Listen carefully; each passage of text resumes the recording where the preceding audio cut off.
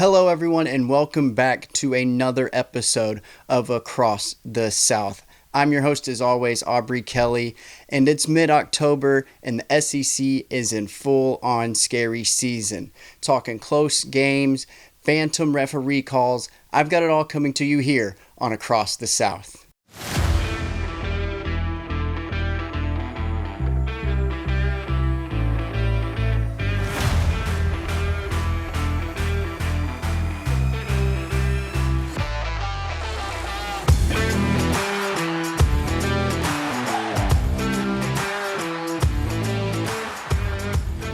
All right, so we're back with another episode of Across the South. This one's going to be a very football-heavy episode. We're going to look at last week's games. We're going to look at this week's upcoming games, and then a little bit of some new news from the NCAA coming to you.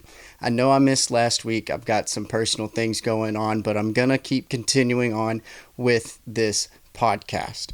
So let's go ahead, not focus on anything. Let's get right into the action, looking at last week's games. And starting off, we had we had Alabama at Mizzou. And this was a game that was going to be you knew it was going to be heavy hitting. You knew Missouri was going to go all out. It was their final home game before going on the road. They're on a 15-game home win streak.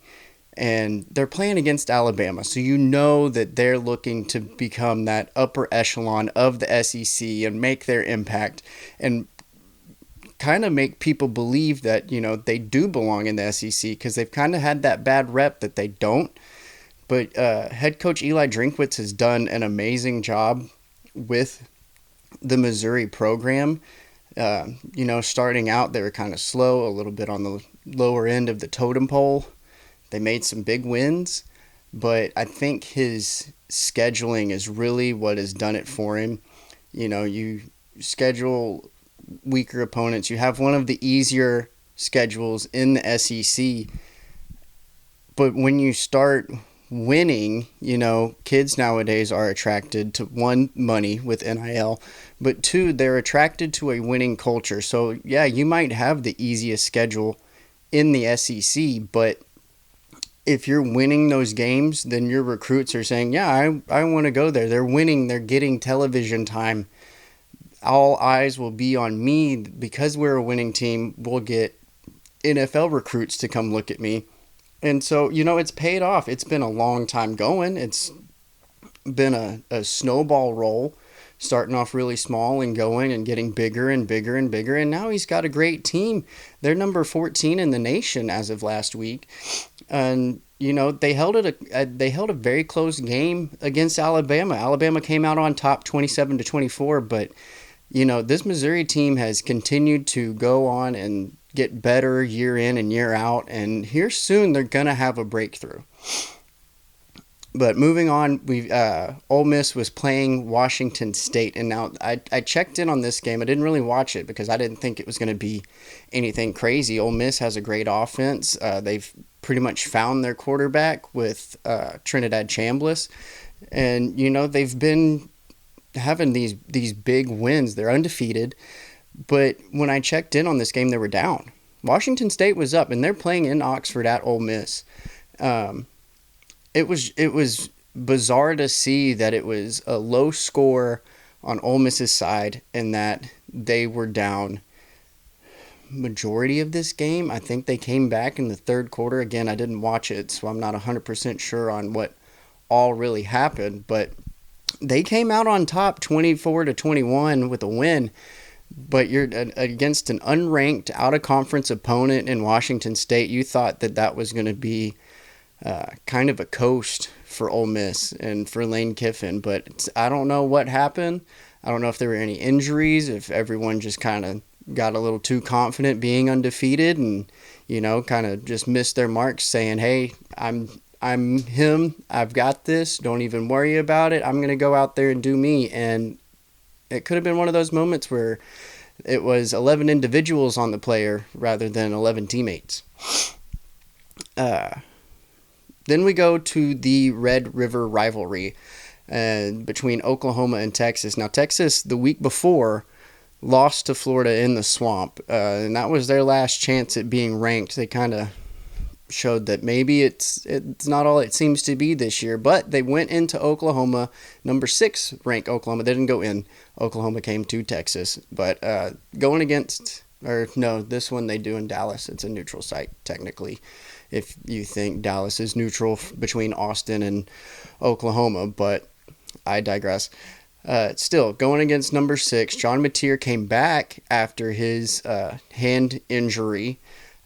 This was his first game back. It could have not been 100%. I don't think he was 100%, but he was ready to get back and play. He's already missed too many games. He wanted to get back and be with his team, still have his name in the ballot for Heisman, which is understandable, but you definitely need to make sure that you're going to be, or that you are 100% if you're going to come into a game, especially against a team like Texas and with a rivalry this big. Texas won 23-6, so Oklahoma didn't score a touchdown. I think I saw a post or something. It was like 726 days since Oklahoma scored a touchdown on Texas. I didn't look into it, so I'm not sure the actual days, but it seems like it's been a while since Oklahoma has actually put 7 on the board against Texas during this rivalry over the past few years. But the one thing that Texas fans can kind of feel good about, one, you won again against Oklahoma, but 2, I think Arch Manning got a little bit more confident during this game. You know, you lose in Florida. You've kind of struggled, overthrown passes, missing your mark, trying to make something happen. It doesn't happen. Rushing touchdowns from 2 yards out only. I think this one really gave him that boost, and it's probably going to be scary for the teams that are still having to face Texas later on in the year, because if Arch gets that confidence, as much as he's been praised and looked at, if he's finally got that confidence and he's able to hit these passes and to make the plays happen, then Texas's offense is going to match their defense here soon, and that's going to be a scary team because their defense has done its job. It's held the opposing team on with less points than what Texas has been able to put up, except for the couple losses that they've had. But Texas has a great defense this year. Their offense just hasn't been the best. So you get the quarterback to start working better, to start making plays, hitting his passes, getting his reads, and then you start getting that momentum on the offensive side of the ball. And, you know, Texas could come back and kind of make a run. Now, they'll have to win out the rest of their season to really get towards the playoff discussion, but kind of seeing how the rest of that goes will determine if Arch is going to go ahead and declare for the draft or if he's going to decide and stay for another year.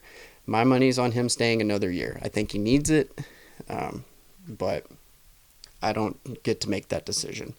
Moving on, we had Arkansas at number 12, Tennessee, and this was after Arkansas's bye week. They fired Sam Pittman, which we talked about. Bobby Petrino's first time back as head coach, interim head coach, I should say. But back in that position since 2011.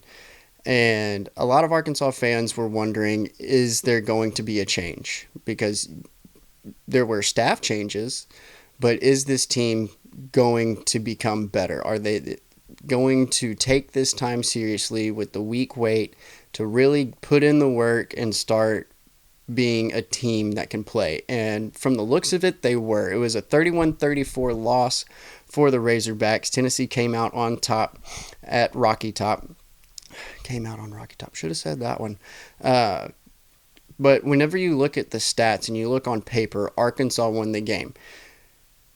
More total yards, more passing yards, rushing yards were there, but Tennessee held that stat. One improvement from Arkansas is they didn't have a penalty until the third quarter. And I think that was their only penalty. Normally they have 7 racked up by halftime. So it seems like a more disciplined team. The only thing that really is holding them back are the turnovers. Arkansas had 3 fumbles that game that the Volunteers ended up recovering. And if it wasn't for those fumbles, you know, this game could have come out different. Arkansas still had a chance, you know, in the third quarter. It was 4th down, and rather than going for a field goal They elected to go for it on fourth down. They didn't convert. And so you look at it, oh, they lost by 3 points. If you kick the field goal, then, could have a different outcome. Tennessee could have scored again. Who knows?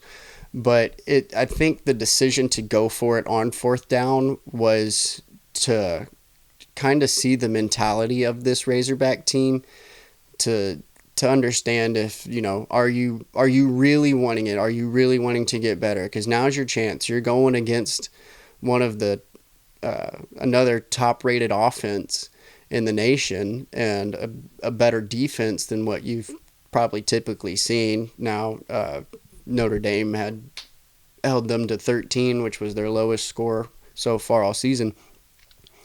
But you start to figure out how bad your team really wants it, how much they're willing to work. And I think that was just a judgment call on mentality, not so much take the easy points, win the game. It was, hey, if you got to score a touchdown or you got to convert here if you want to win this game, kind of like a last-second effort. Now, I understand it was third quarter. Most people would take that field goal rather than if it was in the fourth quarter, then you could decide to go for it. But there's a lot of things that could have been behind that decision. I'm just making assumptions. But it's something to kind of look into with this Arkansas team as we move forward for the rest of the season. Then we had Florida at number 5, Texas A&M. Texas A&M came out on top 34-17. For a little bit there, Florida kept it close in the first half. They were kind of going back and forth. But then eventually Texas A&M, their offense started clicking. Their defenses began playing like they always have with that strong defensive front. And Florida just couldn't keep up after that. Texas A&M has a lot of momentum rolling for them. Second year with Mike Elko, they're 6-0 undefeated, number 5 in the country. And it's always been this story of Texas A&M comes out strong.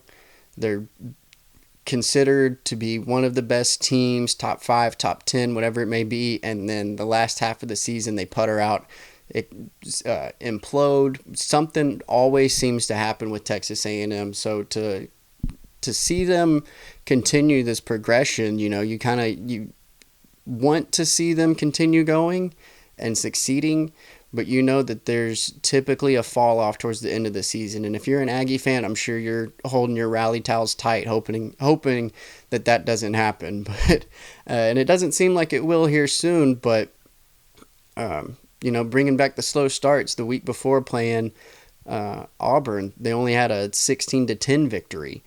And, Auburn's starting to improve, but you got to think that the A&M offense needs to get started a little bit quicker before it gets to the point where you can't put enough points on the board to keep that lead, or your defense doesn't hold up enough. So, Texas A&M is doing great. It's just a matter of time of if they're going to fall off and putter out, or if they're going to keep to this and actually get an SEC championship in football and go to the playoffs, and to see what they can do there, especially with the new 12 team. Then we had number 10 Georgia at Auburn. Georgia won 20-10. Georgia struggled offensively for the first half. They were held to 20 total yards. Maybe it was 80 total yards. I can't remember. It was something ridiculously low. I think it was 20 total yards. It might have been 30, like 20 yards passing, 10 yards rushing, and that was it. That's not normal for Georgia at all. But that goes to show that Auburn has really stepped up their defense. Like I said, this with Texas A&M, it was a 16-10 loss for Auburn, but their defense is slowing down these highly effective and efficient offenses. You don't ever hear about Georgia putting up 20 total yards in the first half. Meanwhile, Auburn had 180, 120, like triple what they already 5 times, 6 times, however many yards, whatever the fraction is. They put up way more offensive yards than Georgia. And there's just been a lot of hard breaks for Auburn, and especially in this game. the phantom timeout by Kirby Smart. He's running to the ref and he's doing the timeout signal. Ref calls timeout, and then he's looking like, no, no, no. The Auburn safety was clapping. I don't know a timeout to be audible. I don't think you can hit your fingers into the palm of your hand hard enough to make an audible clap. But for the refs just ignored it. He was like, oh yeah, okay. It was, yeah, he was clapping. I got confused. I'm sorry. What? I mean, I don't see how that happens. Auburn has been two games now where the refs have kind of cost them. You look at Oklahoma. I talked about the one with Satania kind of doing a fake substitution, but there was also a fumble that Auburn recovered, ran for a touchdown, and then after review it was ruled an incomplete pass, and that was a difference maker because that was also a close game between Auburn and Oklahoma. And now you're sitting here, a 20-10 loss, when at this pivotal moment, Georgia kind of got a timeout for free, and that's costly because you start to understand how important a timeout is later in the game. Come second half, you want as much time on the clock. During the first quarter or first half, you're not really worried about your timeouts. You can call them, especially going to halftime if you're like needing a field goal to tie, or if you want to go up some extra points and you receive the ball the second half. That's understandable to use your timeouts then, typically in the last 2 minutes. Come the fourth quarter, the end of the game, you want all three timeouts. You know how important that is. And so for Georgia to kind of get a free one there, it's tough to see because there's so much importance to what could have happened. I didn't watch that game, so I don't know what all occurred with that call. I just kind of came across the clip, and it still baffles me that Auburn is kind of getting screwed over by the refs with the fumble, scoop and score called incomplete, and then now this with a free timeout. The last game was South Carolina at number 11 LSU. LSU would win that game 20-10. Looking at the stats, again, didn't watch this game. It's hard to watch all of these games in a day. But it seemed very slow pace. There were turnovers by both quarterbacks, similar stats, about the same amount of pass attempts, similar yardage. The only difference was LSU's wide receiver Green had a great game, had 150 yards, maybe more, of just receptions, and then I think two touchdowns. So the receivers really helped in LSU's favor, but it's whenever your quarterbacks are in similar stats, you can say, okay, we've got two high-end quarterbacks. They're going head to head. You could also say they're not making their reads. They're not doing. I don't think either one of them broke 200 passing yards. So when you look at the stat aspect of it, neither one really played a great game. It was kind of one of those games that it lulls you to sleep. You're watching, and it's just, hey, there's a touchdown. Oh, there's a field goal. And another touchdown.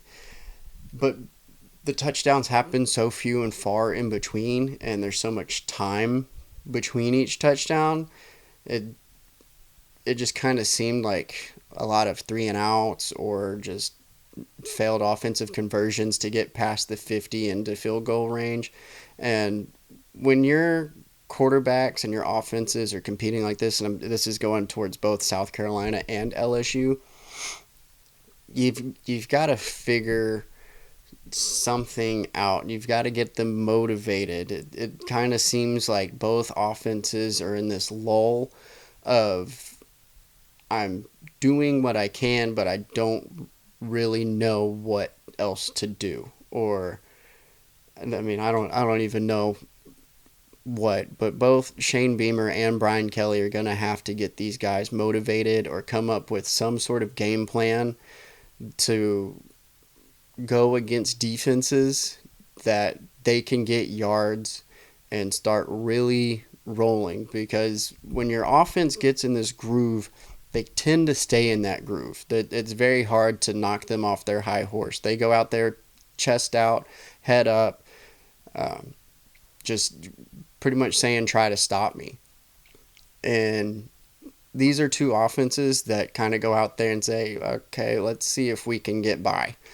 And that's just not something you want by any means in an offense, because it can carry over to your defense. Or if you have a quick 3 and out, your defense doesn't have enough time to sit and catch their breath, and then they're tired. If the other offense is ready to go and they're jacked up saying, hey, let's go score, then you could have a failed assignment, and someone breaks loose, and then you're down a touchdown or whatever the difference may be. So you've got to really make sure that your offense is moving in the right direction and that they're clicking on all cylinders, because it can end up being a downfall. It's not just like, it can still be a low scoring game, but if you're making progress and you're kind of giving your defense that break, I mean, that's where time of possession becomes a big thing, because you can go 75 yards, but do you want to do 75 yards in 2 minutes, or do you want to do 75 yards in 17 minutes, chew up a lot of clock, still score a touchdown, and your defense has now just had a 17-minute break to catch their breath, and they're ready to go back out there? But we're going to move on from that one. That's just the rundown of everything from last week. And then some really big news came out last week as well. I was going to talk about it last week, again, personal things, but we're going to talk about it this week. So the NCAA came out with an announcement, and they are moving the transfer portal window from December to January. Now, this is really big, because if you've watched college football, you always hear, like, come bowl games, you've got the New Year's Six Bowl, so there's 6 bowl games in January. You also have bowl games in December, and a lot of the times a player will transfer before their bowl game comes. So before they ever go and compete in the bowl game, they'll already be transferring or enter the transfer portal looking for a new school. So they don't compete in that bowl game, and it leaves a lot of teams with a very small roster. And that doesn't make any of the bowl games fun. It doesn't make them watchable.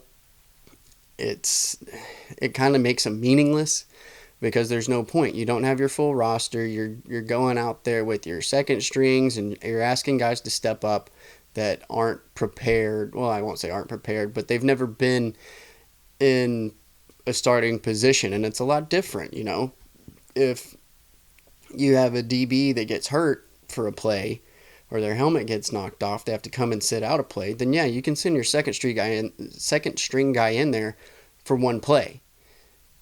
He's not going to stay in the whole game. So I see this being a benefit.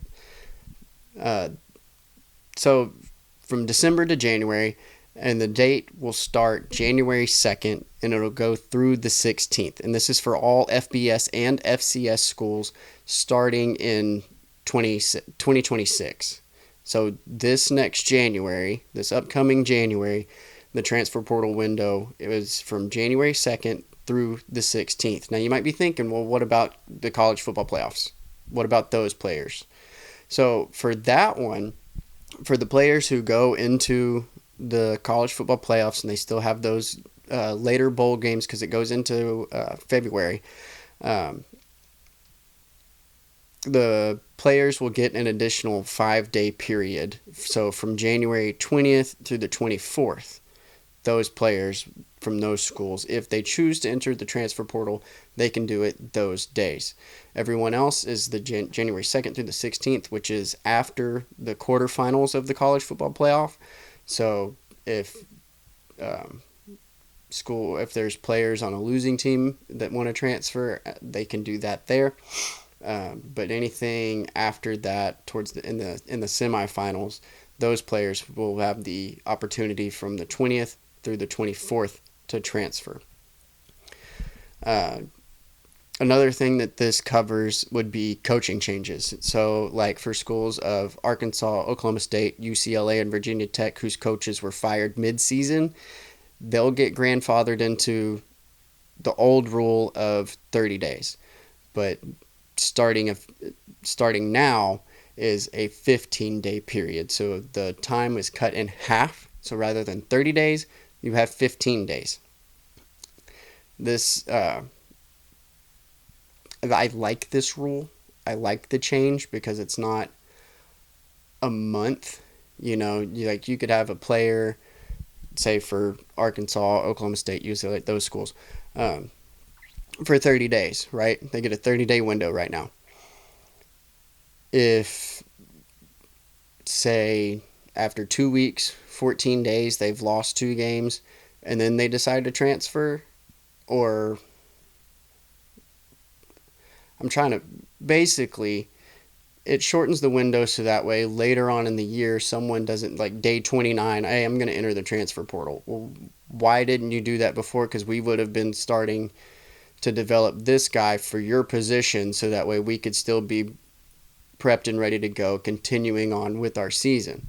So making it a shorter window, it kind of puts players on the spot where basically it says, hey, if you want to go, go. If not, then be prepared to stay here and work your butt off to keep this program running.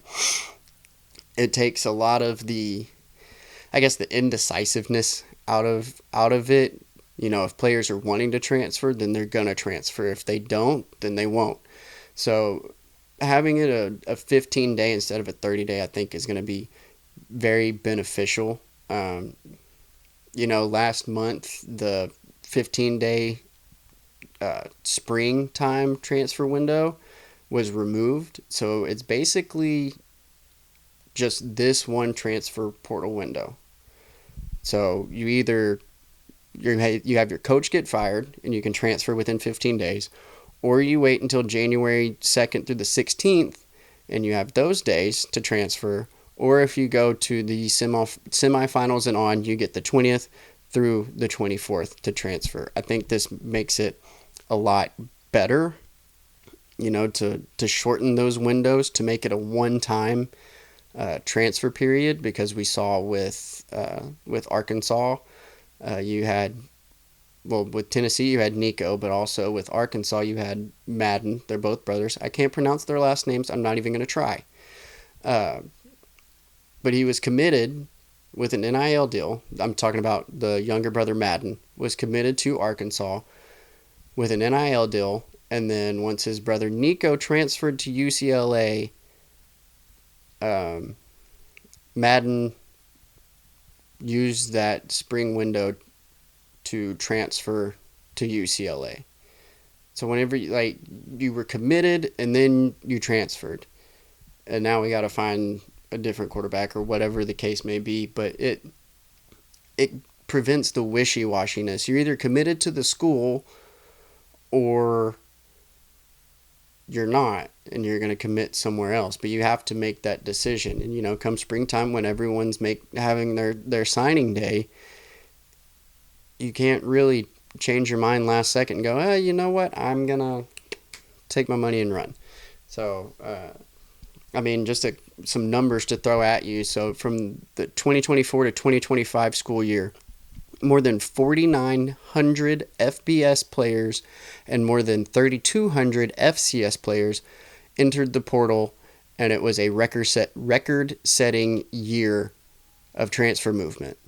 So just last year, there were that many players that entered the transfer portal, and that was with the winter portal in December and the spring portal.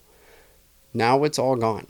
So they're trying to make that number less, and that's the whole reason behind the day change, to make it 15 days, to make it only in January, because that's an absurd amount of players changing schools. No one wants that. You want to have that, I guess, brand as a player for your school. Like Ty Simpson for Alabama, he's gonna be with Alabama. Like, there's very few quarterbacks who transfer from a high-end school like Alabama. You had Jalen Hurts who did transfer, but that's because Bryce Young started. And then, or Tua. You had Tua, then Bryce, and now you're at Ty Simpson. But the quarterback always carries a big name. So whenever you have a transfer, if Ty Simpson decided come the December and it's a bowl game and he decided to transfer, well, then there goes probably Alabama's chance at winning a bowl game. I understand the reasoning behind doing this. I want to see how it plays out. If there are going to be any, I guess, disputes about whether from players or from agents, I think it's going to point more towards the NIL side of things, and maybe it'll push to get that situation figured out because no one still really knows what to do with NIL.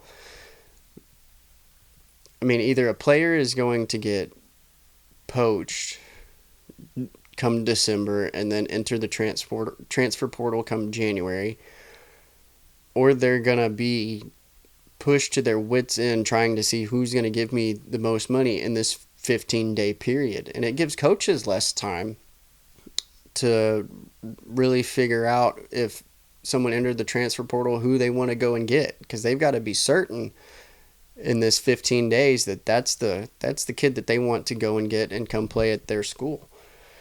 So it's just get the numbers down, and it's a wait and see game. We got to wait and see. We got to figure out how this is really going to work, if it's going to be a smooth transition, if kids are going to start staying with their schools more, if they're still going to transfer, if they're going to chase NIL money, if they're going to get more NIL money to stay at their current school. There's a lot of variables to this, but I'm excited to see how this is going to play out. This is the first time it's been introduced. So come January, we'll see the numbers. We'll see how these kids deal with it. We'll see how their agents deal with it, how other schools and coaches deal with it. It's going to be a circus for sure. It's going to be very chaotic.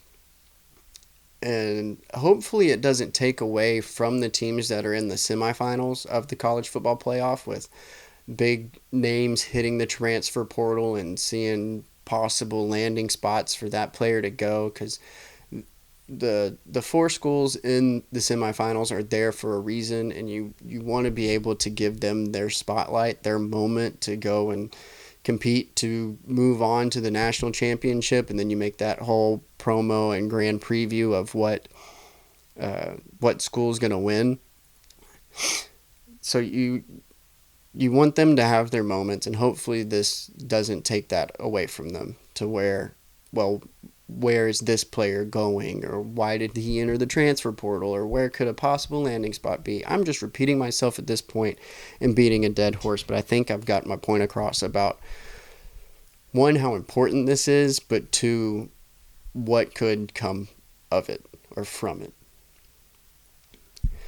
So we're going to quit talking about that, and basically we're just going to end off with looking at these upcoming games within the SEC. So we're going to start off number 10 LSU at number 17 Vanderbilt. Vanderbilt had a bye week last week, so they're refreshed, recharged, went through a whole new game plan, and they're prepped and ready for LSU, who just got done playing South Carolina, who Vandy beat. So I think this will be a really good test for Vanderbilt to see how well they have developed. They had a close one. They had a competitive game with Alabama, but there were a lot of mistakes made. So during this bye week, they probably went and really tightened up those screws to make sure that their team is focused and ready and prepared. They're playing in Nashville, which does help, rather than going to Death Valley.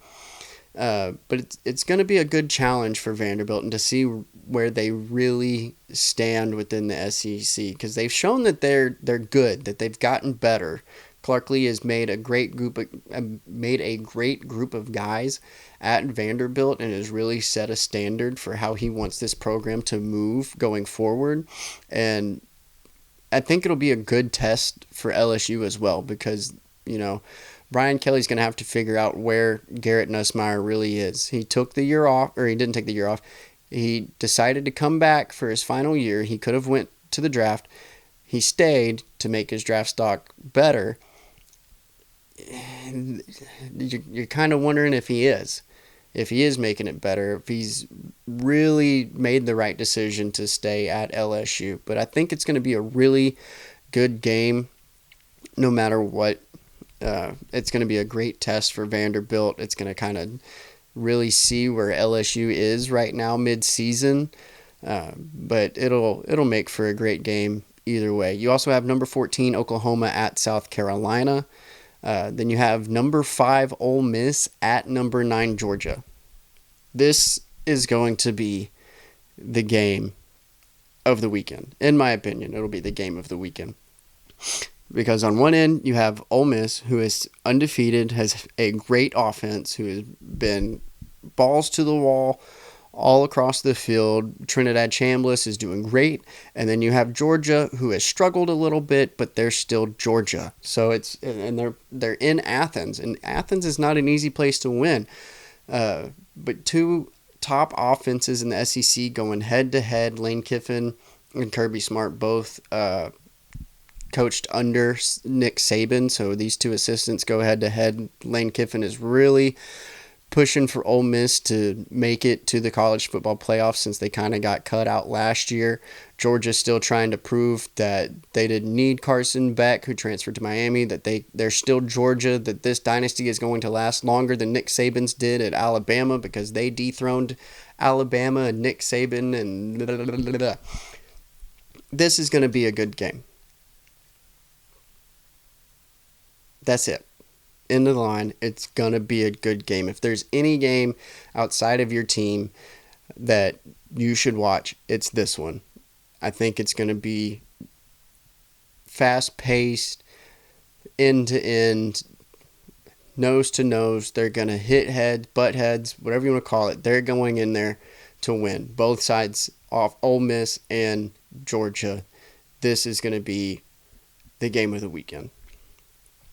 Then you have number 4 Texas A&M at Arkansas. Now, before this year, Texas A&M and Arkansas would always play in Arlington at Cowboy Stadium, AT&T Stadium. That's where these two teams would meet consistently since 2009. 2009. They would always play in Arlington, Texas for the Southwest Classic. That contract is ended, and this is the first time since then that they will begin a home and away schedule between Texas A&M and Arkansas. So Arkansas gets the first one at home. Cool. You play well at home. You have home field advantage. It's your first time back at home since the Notre Dame game. You had the bye week, and then you just went to Neyland Stadium in Tennessee. These two teams normally put on a great performance. Texas A&M is always edged out. Majority, I say majority like it's a question. I think Arkansas has only won 3 times in this matchup. And so it's very few and far between. Now, you could say that Texas A&M has always had a home field advantage because they're in Arlington, they're in Texas. College Station is just up the road, so it's kind of a home game for Texas A&M the past however many years, 2009 to 2025. So you might get a better understanding of this game when they start going home and home between Kyle Field and Donald W. R. Reynolds. That's such a long name for a stadium. And in Fayetteville. I think the crowd's going to be great. It's going to be a good atmosphere. Number 4 team comes in. Last time that happened, Arkansas beat Tennessee last year, who was ranked number 4 in Fayetteville. So, Bobby Petrino was the offensive coordinator at Texas A&M a couple years back. So there's a lot of history between these two schools. I think it's going to be a great game. but Arkansas's offense is going to have to outperform Texas A&M's defense, and Arkansas's defense is going to have to be prepped and ready for Marcel Reed and Texas A&M's offense. If they can do that, I wouldn't be surprised at an upset, especially with A&M's slow starts, but they're going to have to stay consistent, and they're going to have to play for 15-minute quarters. And it's going to be who runs out of gas first or who puts more points on the board. You've got Mississippi State at Florida. If Florida loses this game, it might be the end for Billy Napier. That's all I'm going to say. If he continues to coach, then I'm leaving that to Florida. You've also got number 21, Texas at Kentucky. So Texas now went from unranked to now ranked. Kentucky 0-3 in conference. They're not doing great. It's probably going to be a decent win for Texas. Then you have number 21, Tennessee at number 6, Alabama, the Dixieland Delight rivalry. That's what I'm calling it. They always complain and argue that, Dixieland is in Tennessee, and Alabama claims it because it's sung by the band Alabama. Let's find out who owns the song. That's all I'm going to say about this rivalry. But Alabama's in full-on Tennessee hate week. Tennessee fans are prepped and ready as these two, what would I call them? Big dogs to madhouses. I don't know. I'm trying to think of a nickname on the fly and I can't. Powerhouse. There we go. And did I just say powerhouse? Anyway, it's going to be a good game. There's a reason why it's a night game. I think a lot of people are wanting to see what Joey Aguilar can do, especially against a team like Alabama. They performed really well against Georgia at home, but this time they're going on the road, so it might be a little bit different. But if they can keep that neck and neck battle and, either force an overtime or get a last second field goal over Alabama, they'll shoot up in the rankings rather than, they're supposed to be number 11. I mistyped. Number 11, Tennessee. Number 6, Alabama. So, forget what I said about number 21. But, both teams will be playing for a college football playoff spot. They're both playing for a playoff spot. If Tennessee wins, they'll move up. Alabama will probably drop out. If Alabama wins, they'll either stay or move up. Tennessee will drop out. But it's still going to be a really, really good game between those two teams. So, Tennessee, Alabama, Ole Miss, Georgia, put it on your calendar. Last one we've got is number 16, Missouri at Auburn. So, this is Missouri's first road game of the season. Let me say that again. The first road game of the season. The Tigers haven't left Columbia, Missouri since the season began 7 weeks ago. So this is the first time they're going on the road. And they're going to Auburn, who just had a pretty decent performance against Georgia at home in Jordan-Hare Stadium. I guess we'll see what Missouri's really all about. I mean, it's hard to win on the road. We saw it with Georgia. You've been at home. You've been comfortable with your own fans. Now, whenever you go out there, you're going to hear boos, not cheers. If these guys haven't been acclimated to that kind of climate, it could be disastrous for Missouri. Auburn's still looking for a win. They're 0-3 in the conference. They won an SEC win. They won a conference win. So they're going to be playing for a lot, and they seem to progressively be getting better. I think this will be a good test for both teams. I think it'll give an eye test to see where both teams really stand, how each team really performs, what Hugh Freeze doing with Auburn, to see if he should remain head coach, because as a head coach, you're always under inspection, and right now there's nothing being reaped from what he's sown. They're waiting for that crop to be harvested. So, I mean, this is going to be a test for Hugh Freeze. It's going to be a test for Missouri. And it's going to be something that Auburn is going to go out there and really play for, especially in front of a home crowd. They're going to want to win. And this will be a great one if they can win a top 25 ranked team against a top 25 ranked team against number 16 Missouri. But that's going to be it for these upcoming games. Put them on your calendar. I read them in order of morning games to night game. So if you heard LSU and Vandy, that's an early kickoff. If you heard Missouri and Auburn last, that's the last game of the night. So just keep that in mind. If you're listening and want to know who's playing when, there's your schedule from early to mid-afternoon to evening to night games. But we're going to move on to our last segment, one of my favorite segments of all time, the one that I created and thought of, and I'm not going to just pat myself on the back. I'm going to stay humble in this, but I really enjoy this segment. It's time for the Scripture Spotlight.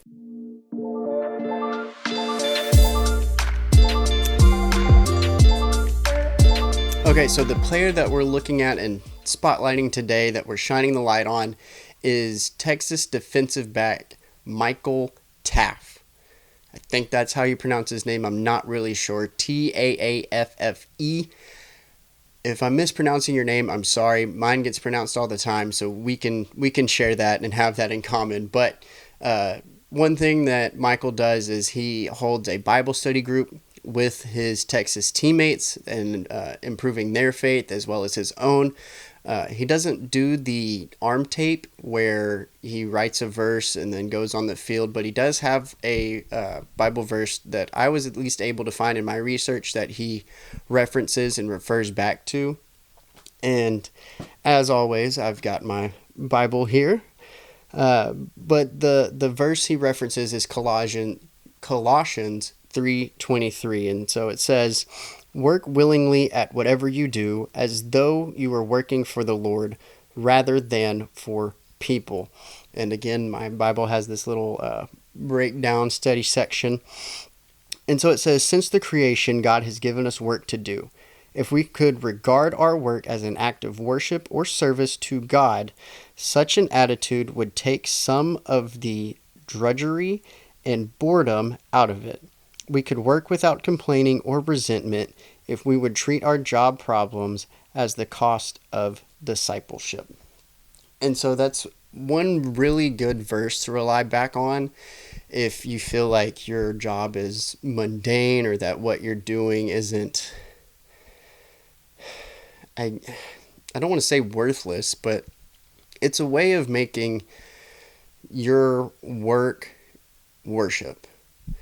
So whenever you go to the gym and you're struggling and you're wanting to do better, make it worship. You know, you're doing that for God.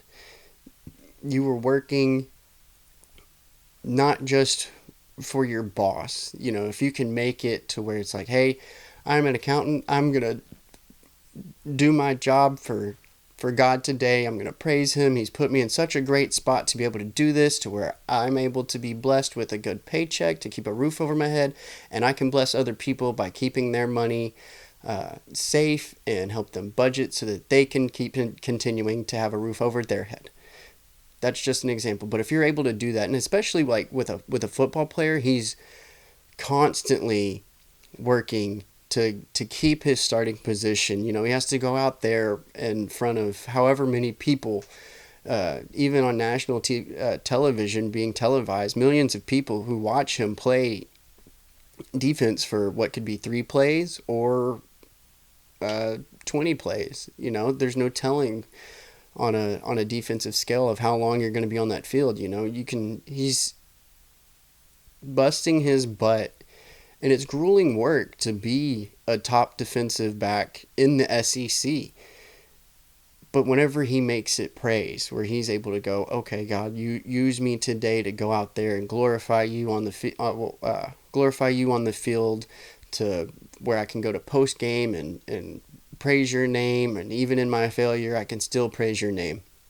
It's just a great verse to rely back on for mentality, to understand that, you know, even through mundane activities throughout your life, if you make it to where you're praising God, it can become enjoyable. But that's going to be it for this week's episode of Across the South. Be sure to like, subscribe, follow, comment, share with a friend, whatever it may be. You can find it on YouTube, Spotify, and Apple Podcasts. So be sure to go and listen to whatever platform you find it better. If you want video, you can get it on YouTube and Spotify. That's right, I've got video on Spotify. Take me on the go. And then if you don't want to watch anymore, you can lock your phone and still listen because YouTube doesn't allow that, but Spotify does. Anyway, I will see you all next week here on Across the South.